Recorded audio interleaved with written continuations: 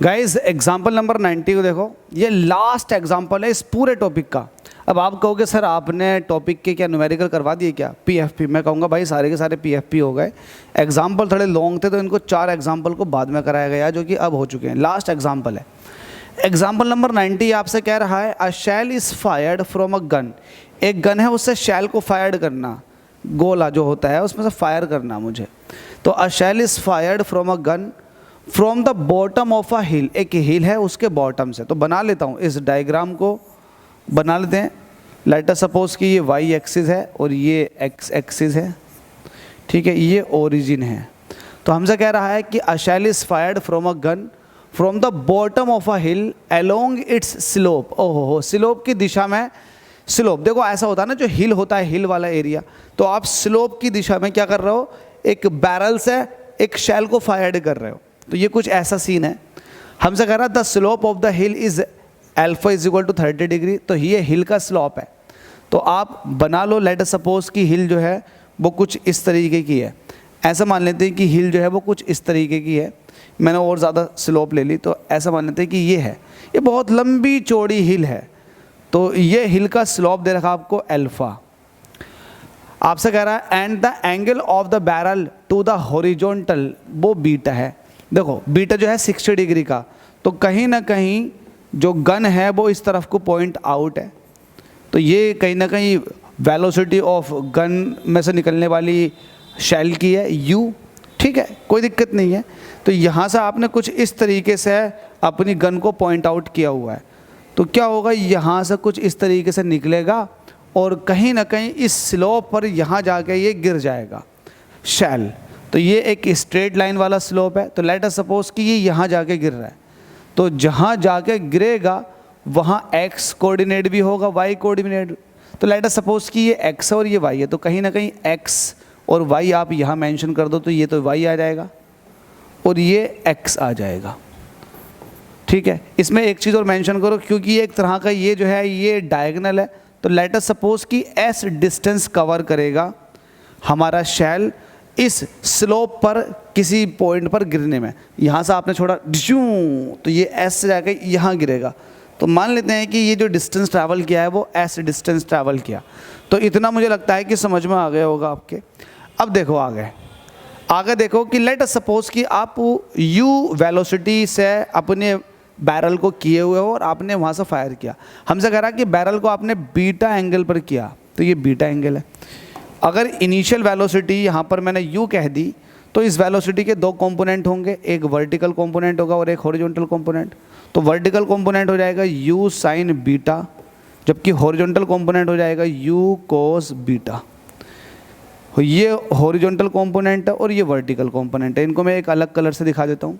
ये किसका है, यू का। यू क्या है, एक तरह से शैल जो कि हमने यू वेलोसिटी से प्रोजेक्ट किया, ठीक है। अब यहाँ से आप क्या कर सकते हो, अब ये भी मान लो कि ये टी टाइम में यहाँ जाके गिरेगा, ये पॉइंट इसको कह दो पी। तो यहाँ पर सॉल्यूशन लिखो, यहाँ पर लिखो सॉल्यूशन और कह दो let's say eight point P point पर shell will strike at time T time में शैल जो है वो टकराएगी, ठीक है। अब यहाँ से आप क्या कर सकते हो, आप वर्टिकल मोशन के लिए बात करोगे शैल की वर्टिकल मोशन के हिसाब से जो आप बताओगे, तो मुझे आप बताओ वर्टिकल मोशन के हिसाब से अगर मैं आपसे ये कहूँ कि भाई वर्टिकल मोशन के हिसाब से मुझे बताओ वर्टिकल डिस्प्लेसमेंट कितना है, आप ये वाली कह सकते हो कि here vertical displacement y is equal to, मैं बात कर रहा हूँ शैल की, तो वर्टिकल डिस्प्लेसमेंट जो आएगा जिसको आप y कह रहे हो, ये किसके बराबर होगा। आप कहोगे वर्टिकल में जो इनिशियल वेलोसिटी थी वो थी u साइन बीटा, तो ut माइनस के हाफ gt स्क्वायर, ये इक्वेशन नंबर 1। सिमिलरली आप बात करोगे वैसे ही हॉरिजॉन्टल मोशन की बात करोगे, तो हॉरिजॉन्टल में कितना डिस्टेंस ट्रैवल किया है, ये x डिस्टेंस, तो यहाँ पर भी आप डिस्टेंस की बात करोगे, ये तो वर्टिकल मोशन था। हॉरिजॉन्टल मोशन में आपको पता है इनिशियल वेलोसिटी कितनी, U cos theta, U cos theta ही रहेगी थ्रू आउट द जर्नी। तो आपको पता है डिस्टेंस इज इक्वल टू होता है स्पीड, जो कि यू कोस बीटा है, u cos beta speed into time, यही तो है। x is equal to u cos beta into time t, क्योंकि हॉरिजॉन्टल में यू कोस बीटा रहेगा, वर्टिकल में यू साइन बीटा है इनिशियल वेलोसिटी। लेकिन आपको पता है पूरी इक्वेशन ऑफ मोशन लगती है कुछ इस तरीके से। तो वर्टिकल डिस्प्लेसमेंट ये आ गया, हॉरिजॉन्टल डिस्प्लेसमेंट ये आ गया, इसको इक्वेशन सेकंड कह दो। ठीक है, दोनों ही बातों से आपको क्लियर पता लग गया, x और y की वैल्यू पता चल चुकी है। अच्छा, x और y की वैल्यू आप इस फिगर से भी पता लगा सकते हैं, जो इसमें ट्राइंगल दिखाई दे रहा बहुत बड़ा सा। उस ट्राइंगल को मैं कुछ इस तरीके से दिखा देता हूँ। ये ट्राइंगल जो है, क्या इसमें आप वैल्यू नहीं बता सकते? x और y की बिल्कुल बता सकते। अगर इसको मैं सेपरेटली बनाऊँ तो कुछ इस तरीके का बनेगा, जिसमें s ये डायगनल है और ये मेरे पास y है और ये x है और ये मेरे पास अल्फा एंगल है। तो आप इस फिगर के हिसाब से इसको मैं पॉइंट आउट कर दूं, ये P पॉइंट है और ये मैंने यहाँ पर पॉइंट तो मैंने दिया ही नहीं था। O ये हो गया, P ये हो गया, तो Q इसको कह दो, तो ये नीचे वाला Q हो जाएगा और ये O है। तो इस फिगर के हिसाब से क्या मैं ये नहीं कह सकता आपको बाई फिगर के हिसाब से आप ये देखोगे कि मेरे पास S है, S ये दे रखा डायगनल। अगर मुझे इस S का वर्टिकल कंपोनेंट चाहिए तो क्या होगा? अब वर्टिकल कंपोनेंट और हॉरिजॉन्टल कंपोनेंट आपको निकलवाने सिखाएं, लेकिन चलो नहीं समझ में आता तो इस ट्राइंगल में आप बात करोगे बाई फिगर, यहाँ पर बात करोगे साइन एल्फा। साइन एल्फा बताओ, साइन एल्फा होता है परपेंडिकुलर अपॉन हाइपोटेनियस, मतलब y अपॉन s। तो यहाँ से आप देखोगे कि y कितना आ जाएगा, y आ जाएगा s साइन एल्फा, ये इक्वेशन हो जाएगी 3। ऐसे ही आप कहोगे कोज एल्फा कितना हो जाएगा, तो ये हो जाएगा base upon hypotenuse x upon s। ठीक है, तो यहाँ से आप जब x की वैल्यू निकालोगे तो x कितना हो जाएगा, s कोज एल्फा, इक्वेशन नंबर 4। तो आपके पास x की y की वैल्यू ये आ चुकी है, x की y की वैल्यू यहाँ भी आ चुकी है।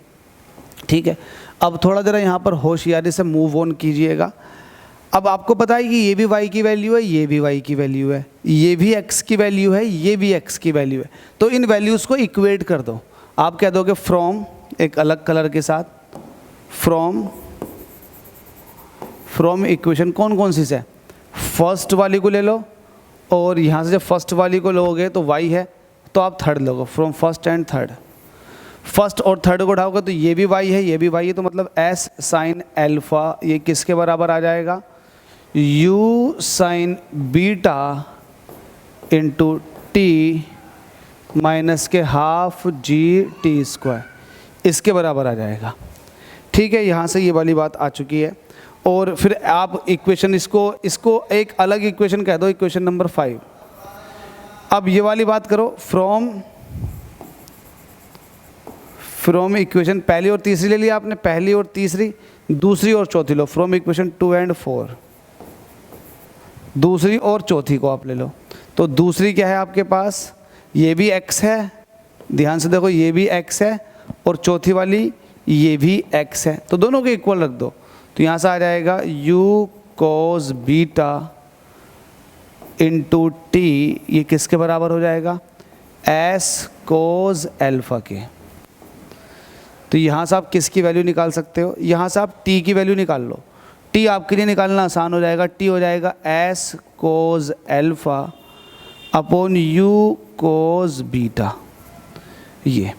ठीक है, इस t की वैल्यू को इक्वेशन नंबर 5 में पुट कर दो, पुट इन 5, बस ख़त्म।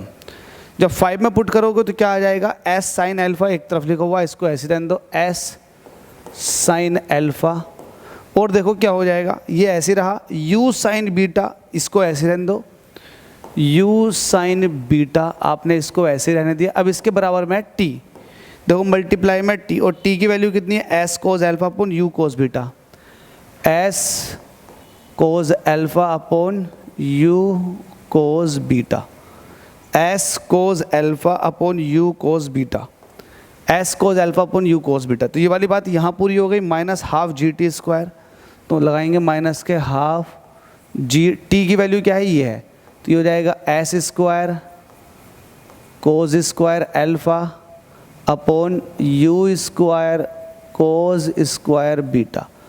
तो ये वैल्यू आ चुकी है पूरी। देखो S sine alpha U sine beta S cos alpha upon U cos beta minus के half G S square cos square alpha upon you square cos square beta. अब इसको सॉल्व कर लो इस एक्सप्रेशन को, और आप यहाँ से एस को एक तरफ कर लो।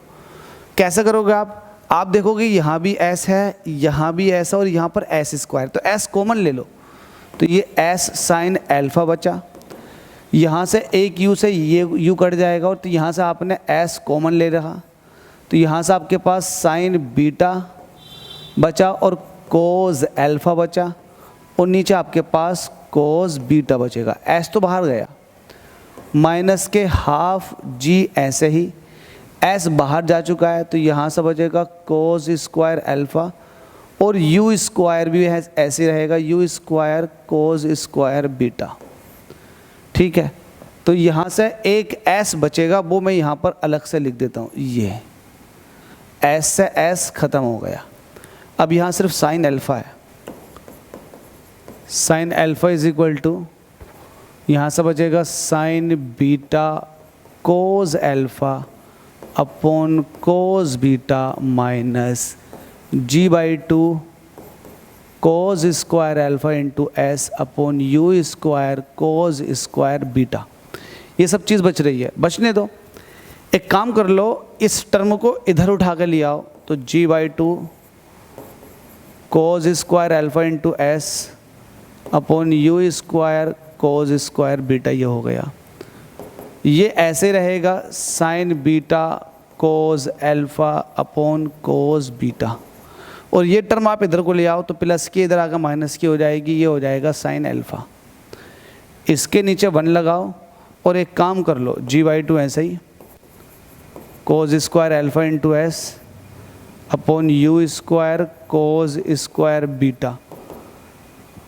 एलसीएम ले लोगे तो आ जाएगा कोज बीटा, और ये हो जाएगा sine beta cos alpha minus cos beta sine alpha. ठीक है, ये हो गया, बस ख़त्म। g/2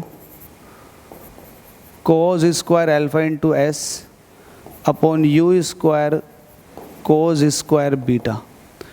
sign A cos B minus cos A sine B, तो ये हो जाएगा साइन ए माइनस बी का whole, sine A minus B का फॉर्मूला, और यहाँ पर कोज बीटा चल रहा है। अच्छा एक काम करो, ये कोज बीटा से एक कोज बीटा कट जाएगा, तो यहाँ पर सिर्फ एक कोज बीटा लिखो, बस ख़त्म। लो ये भी ख़त्म, इतना पार्ट ख़त्म हो गया। अब आप क्या करेंगे, अब आप सबकी वैल्यू पुट करेंगे, तो पहले एस निकाल लो। तो एस इज इक्वल टू किसके बराबर हो जाएगा, साइन बीटा माइनस अल्फ़ा, और ये हो जाएगा यू स्क्वायर कोज बीटा, और साथ में 2 भी पहुंच जाएगा, क्योंकि 2 भी तो चला जाएगा मल्टी डिवाइड वाला मल्टीप्लाई में, तो 2 u square cos beta sine beta minus alpha, और जी नीचे को आ जाएगा, और कोज स्क्वायर अल्फ़ा ही आ गया। अब इन सब की वैल्यूज़ को पुट कर दो और आंसर ले लो। कैलकुलेशन थोड़ी सी इजी दिखाई दे रही होगी आपको, दिखाई दे रही है कि कह रहे होगे कि कैलकुलेशन में ही उलझा रखा सर आपने। कुछ नहीं यार, थोड़ा मैथमेटिकल पार्ट है, ऐसे ही हो जाता। तो एस आपको चाहिए 2 ऐसे रहेगा, और ये है साइन।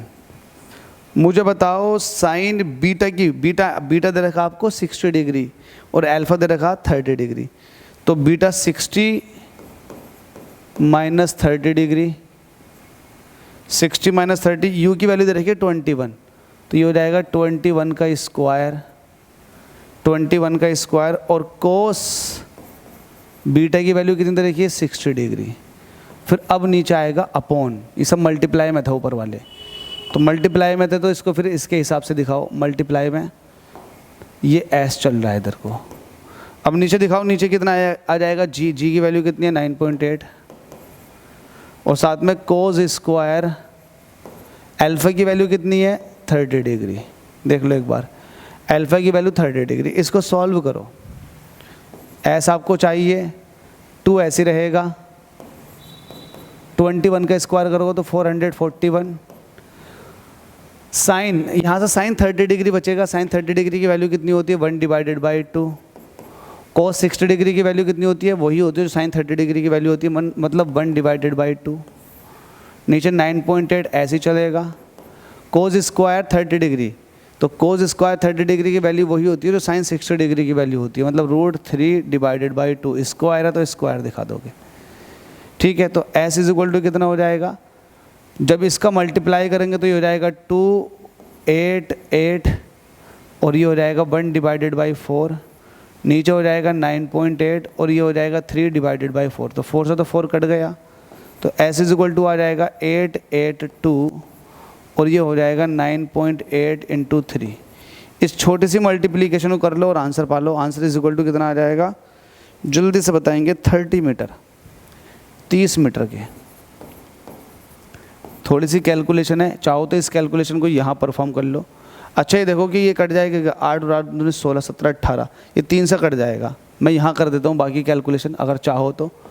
s = 882 डिवाइडेड बाय 9.8 × 3, 3 से काटें, 3 दूनी 6, 2 बचे, 2 यहाँ को आ जाएंगे, 3 छंग नहीं कट रहा, 3 दूनी 6, 2 आ गए, नहीं 2 आ गए तो 2 यहाँ को, 3 नम 27, 1 बचेगा, 3 चौक 12, कट गया, 294 कट गया, सही है।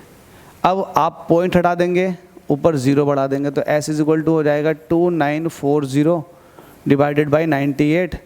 अब ये देखो 98 से 3 बार चला जाएगा, आप चाहो तो चेक कर लो। 9 × 27, 2 × 70 1 हो गए, और 8 × 24, 8 × 24, ये 24 ऐसे रहेगा, 4, 9, 294। तो ये पूरा 3 बार कट जाएगा, तो यहाँ पर आ जाएगा 3 और 1 0 चल रहा था, 30 मीटर। तो कैलकुलेशन बाकी मैंने यहाँ कर दी, वरना यहाँ थी। तो कैलकुलेशन थोड़ी सी बड़ी है, इसलिए ये क्वेश्चन थोड़े लेट कराए गए हैं, लेकिन कॉन्सेप्चुअली क्वेश्चन बड़े ईजी हैं। आपको क्या दे रखा था, एक प्लेन दे रखा था, आपको क्या करना है, प्लेन भी क्या दे रखा है, हिल दे रखी है। आपने यहाँ से एक शैल को फायर ही किया तो कहीं ना कहीं वो इस प्लेन के ऊपर जाके गिरेगा, जो कि हिल का प्लेन है। तो सब कुछ आपने बना दिया। एक बार आपने नॉर्मली जैसे आप करते हो ट्रिजैक्ट्री के लिए आपके पास एक्स वाई कोऑर्डिनेट थे, तो आपने वाई और एक्स की वैल्यू निकाली नॉर्मली जैसे आप निकालते हो प्रोजेक्टाइल से। अच्छा एक बार आपने ये वाला ट्राइंगल इस्तेमाल किया एक्स और वाई के लिए, कंपोनेंट मेथड तो आपने यूज़ की नहीं, डायरेक्टली आपने ट्रिग्नोमेट्रिकल फंक्शन से लगा दिए। आपने एक तरफ एक्स को एक्स के इक्वल रखा, वाई को वाई के इक्वल रखा, एक तरफ आपके पास टी वाला निकल कर आ गया और एक तरफ आपके पास इक्वेशन नंबर 5 आ गया। 5 में आपने टी की वैल्यू पुट कर दी। जैसे टी की वैल्यू पुट की तो आपके पास एक लंबा चौड़ा एक्सप्रेशन बनने लगा।